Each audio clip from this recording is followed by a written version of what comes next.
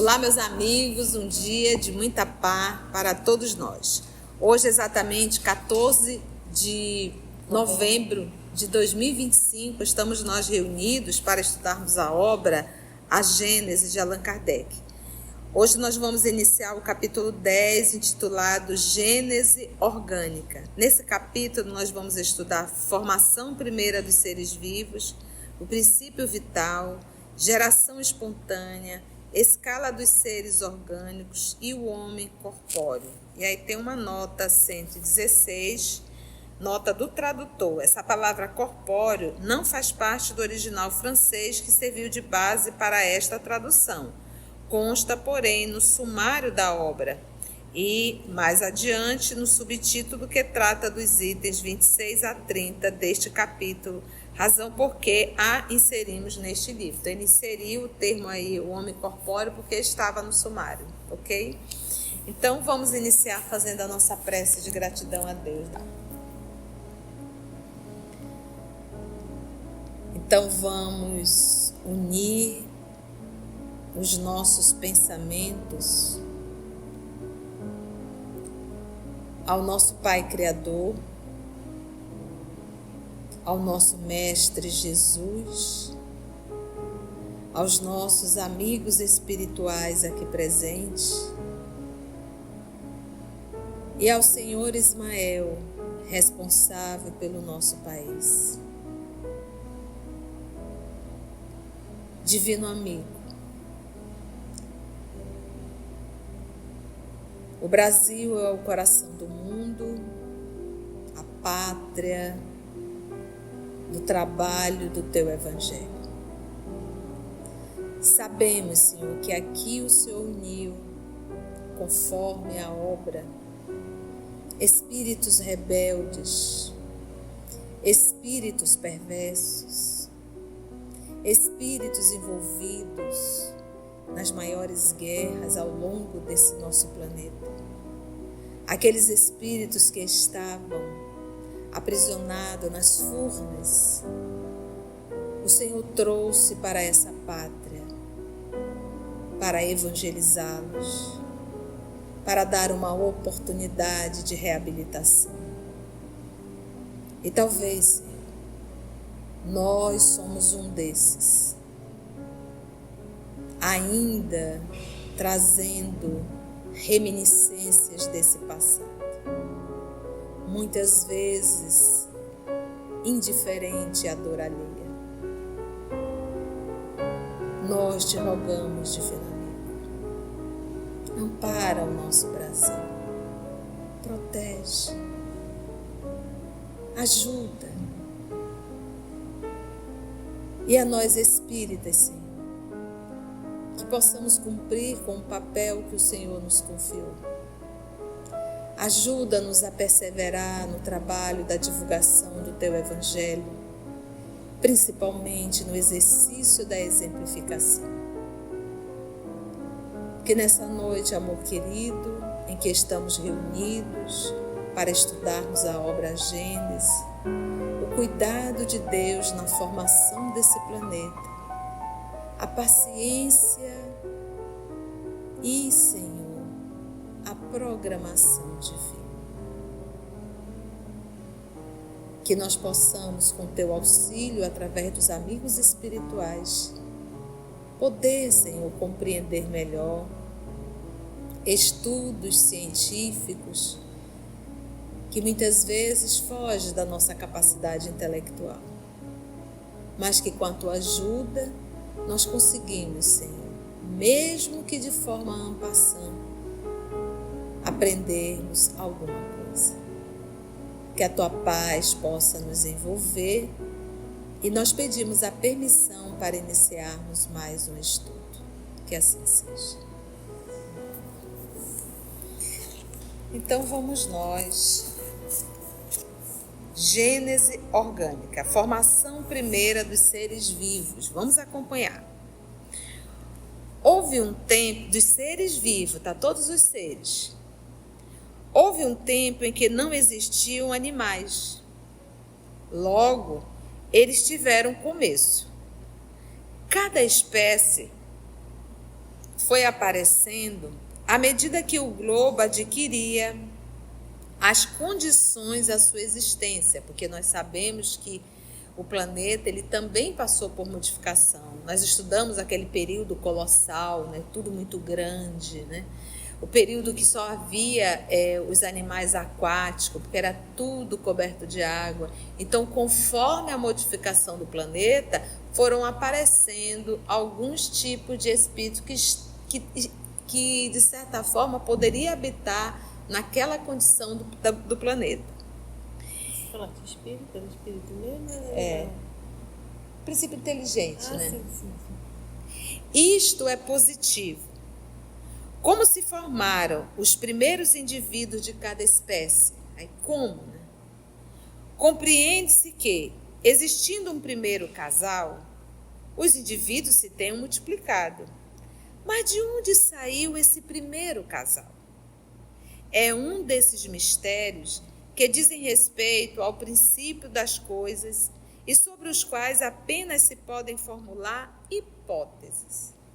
Se a ciência ainda não é capaz de resolver completamente o problema, pode, ao menos, encaminhá-lo para a solução. Então, tudo são hipóteses. A primeira questão que se apresenta, isso está já no item 2, é esta. Qual é? Cada espécie animal saiu de um casal primitivo, ou seja, primeiro, ou de vários casais criados, ou, se o preferirem, germinados simultaneamente em diversos lugares, né? Porque como pode um casal na África do Sul ou na África do Norte, de repente chegar até a Rússia? Nós estamos no ano de 2025 e hoje nós sabemos que você pode congelar o óvulo e você pode congelar o espermatozoide, confere, e ficar ali por um tempo indeterminado. Para que ele venha fecundar, é necessário que ele mude essa temperatura e haja a fecundação do espermatozoide com o óvulo. E nós sabemos que o princípio nosso não foi hominal, foi animal. Uma espécie dentro dos símios foi escolhido para habitar ali um espírito. E esse princípio, esse espírito que caminhou como um princípio inteligente, ele no início ele era 100% extinto. Estava para atender às suas necessidades fisiológicas, movido pelo instinto que é uma inteligência rudimentar. Então, para só nisso, então o espermatozoide fica congelado? Fica. Um óvulo fica congelado? Fica. Esta última suposição é a mais provável, simultaneamente. E pode-se mesmo dizer que ressalta da observação. Que observação é essa?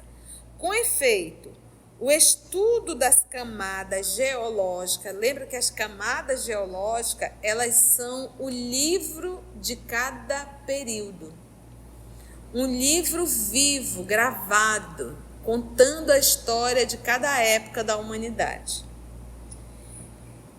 Com efeito, o estudo das camadas geológicas atesta a presença em terrenos de idêntica formação e em proporções enormes das mesmas espécies em pontos do globo muito afastados uns dos outros, entendeu?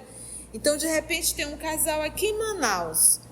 Como é que esse casal que está aqui em Manaus, dentro desse livro chamado aí, essa camada geológica, e no mesmo período dessa camada, lá na... Vamos pegar lá na Austrália, lá na Rússia, lá na China, no mesmo período, a mesma camada tem também o mesmo histórico. Então é impossível, não deu tempo. Então essa segunda hipótese foram germinadas no mesmo tempo em lugares diferentes. Ao mesmo tempo, não saiu tudo de um casal, falando de espécies mesmo. Porque para qualquer procriação é necessário uma espécie fêmea e macho. Essa multiplicação tão tão generalizada e, de certo modo, contemporânea, atual, teria sido impossível com um único tipo primitivo. Os pássaros, né? Os próprios macacos, são espécies variadas, né? Tem uma nota aí, 117. Nota da editora. Segundo Charles Darwin, de 1809 a 1882, naturalista britânico, autor de Sobre a Origem das Espécies por Meio da Seleção Natural, de 1859, as espécies teriam evoluído pelo processo de seleção natural, ou seja, os indivíduos mais aptos a sobreviver em um determinado ambiente apresentam mais probabilidade de gerar uma prole que herde suas características genéticas, que, por sua vez, sofrem imperceptíveis mutações genéticas de geração em geração. Ao longo de séculos, o acúmulo de pequenas mutações genéticas acaba resultando em grandes modificações e aperfeiçoamentos se compararmos com a primeira geração daquela espécie, podendo surgir até novas espécies, bem diversas da primeira. A teoria mais aceita atualmente é, então, a de que todas as espécies do planeta estão de alguma forma interligadas, da mais simples à mais complexa. Processo de mutação, né? E lembra que tem uma inteligência suprema coordenando tudo isso. Por outro lado, a vida de um indivíduo, sobretudo de um indivíduo nascente, está sujeita a tantas vicissitudes que toda uma criação poderia ficar comprometida, sem a pluralidade dos tipos, o que implicaria uma imprevidência inadmissível por parte do Criador Supremo. Aliás, se num ponto um tipo pôde formar-se, em muitos outros pontos ele poderia formar igualmente, por efeito da mesma causa, a mesma origem. Se surgiu aqui, pode surgir também em outro ponto. Por que quer surgir só aqui? Tudo, pois, concorre para provar que houve criação simultânea e múltipla dos primeiros casais de cada espécie, animal e vegetal. Até aí tudo bem? Então a primeira tese é essa, que foi, essa criação, ela foi o quê?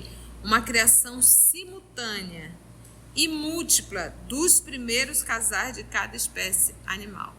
Simultânea, em vários lugares ao mesmo tempo.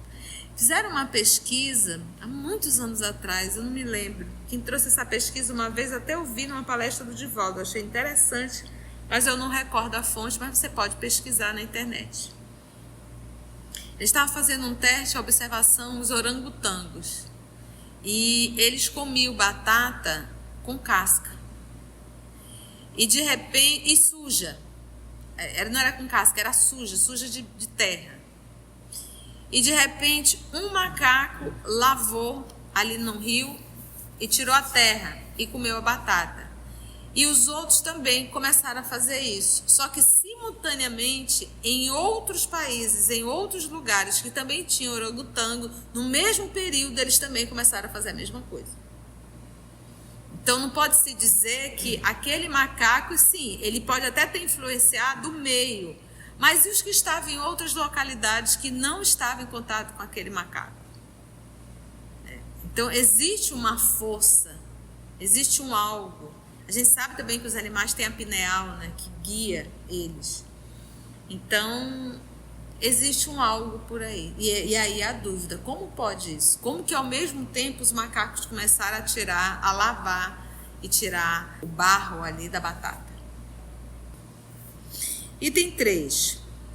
A formação dos primeiros seres vivos pode deduzir-se, por analogia, da mesma lei em virtude da qual se formaram e formam todos os dias corpos inorgânicos. Se eu pego um frango bonito, assado, vamos assar ele, tá? E aí as pessoas têm a mania, antigamente as pessoas tinham mania de enfiar a comida dentro do forno, né? Deixava ali, terminava o almoço, isso é altamente errado. Acabou de comer, coloque tudo nos potinhos e guarde imediatamente na geladeira. Não deixe sua comida, principalmente aqui em Manaus, que é muito quente, né? Terminou de comer, guarde tudo em geladeira. E as pessoas mais antigas tinham por hábito tirar aquela comida e muitas vezes enfiar dentro do forno para esperar o outro que vai chegar, sabe Deus que hora. Então, vamos dizer que você esqueceu no forno. Ficou ali 2, 3 dias. Tu disse, meu Deus, que cheiro desagradável é esse? E estava bem fechadinho dentro do Tupperware, tudo arrumadinho. Quando você abriu, o que tinha dentro? Mosca. A mosca não entrou nenhuma mosca para colocar nenhuma larva. Mas como é que tá cheio ali? Cheio de tapuru. Como é que ele entrou? Tudo fechadinho, organizadinho. Já trazemos tudo isso. Isso já estava íncito no franguinho. Ele só precisava do ambiente, da temperatura ideal, propício para que ele dissesse, oi, cheguei. Então, mesmo do aparente nada, que não é o nada, nós temos constantemente ainda isso aqui que ele está falando, olha.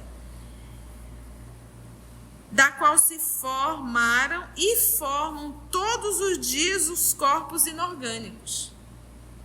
À medida que se aprofunda o estudo das leis da natureza, as engrenagens que à primeira vista pareciam tão complicadas se vão simplificando e confundindo na grande lei da unidade que preside a toda a obra da criação. Isso se entenderá melhor quando estiver compreendida a formação dos corpos inorgânicos, que é o seu degrau primário, a formação dos corpos inorgânicos. Continua ainda ele, vamos mais um item. 4. A química considera elementares certo número de substâncias, tais como o oxigênio, o hidrogênio, o azoto, o carbono, o cloro, o iodo, o flúor, o enxofre, o fósforo e todos os metais. Ao se combinarem, eles formam os corpos compostos, os óxidos, os ácidos, os álcalis, né, que é a base ali, sal e o iônico, os sais e as inúmeras variedades que resultam da combinação destes. Lembrando que o professor Allan Kardec, o professor Denis Arrivai, era professor também de química, tá? A combinação de 2 corpos para formar um terceiro exige especial concurso de circunstância, seja um determinado grau de calor, de sequidão ou até mesmo de umidade, seja o movimento ou o repouso, seja uma corrente elétrica e etc. Se essas condições não existirem, a combinação não se verificará. Então, além da união desses corpos, é necessário que haja um ambiente propício para isso. As circunstâncias. É tão gostoso estudar que dá mais um. Item 5. Quando há combinação, quando existe toda essa combinação, os corpos componentes perdem suas propriedades características, enquanto o composto que deles resulta adquire outras agora, né? Diferente das primeiras. Outra circunstância, outro ambiente, a combinação e forma-se outra circunstância. É assim, por exemplo, que o oxigênio e o hidrogênio, que são 2 gases invisíveis, quimicamente combinados, eles formam a água, o hidrogênio e o oxigênio. Mas tem que ser um de hidrogênio e um de oxigênio? Não. Já não forma água, já é outra coisa, que é líquida. Pode ser sólida ou pode também se tornar vaporosa, conforme a temperatura. Na água não existe mais, a bem dizer, nem oxigênio, nem hidrogênio, mas um corpo que é novo. Decomposta essa água, os 2 gases tornados livres recobram suas propriedades, não havendo mais a água. A mesma quantidade de água pode ser assim, alternativamente decomposta e recomposta ao infinito. Olha o processo aí de reciclagem, né? Vamos parar aqui porque é muita informação. Algum comentário, alguma pergunta? Gostoso um estudo assim devagar, ticadinho do jaraqui, e vai trazendo aí essas lembranças, né? Essas informações, muito legal. Se você chegou até aqui o final, deixa seu comentário. É muito importante a gente poder ler o teu comentário. Não esqueça de curtir para que possa divulgar a página, dar o seu like, né? E, se possível, faça a sua inscrição no nosso canal e toca o sininho. Porque quando você toca o sininho, o YouTube avisa para você quando o EOS publicar um novo estudo. Então, receba um grande abraço da família EOS Manaus. Assim, concluindo o nosso estudo de hoje e agradecendo o nosso Mestre Jesus por mais este momento de aprendizado, vamos orar? Agradecemos ao nosso Senhor Jesus, aos nossos amigos espirituais aqui presentes, por mais uma oportunidade que nos foi dada de estudo e de reflexão. Graça te damos, Senhor, que assim seja. EOS Manaus. Estudando para servir ao Cristo. Visite nosso site em www.eosmanaus.org. No YouTube, procure o canal EOS Manaus. Participe do nosso grupo no Facebook. No Instagram somos @EOS Manaus. Escute e estude na Rádio Manaus de Estudos Espíritas. Estamos, também, em diversas plataformas de áudio. Procure EOS Manaus, no seu aplicativo preferido. EOS Manaus. Estudando para servir ao Cristo.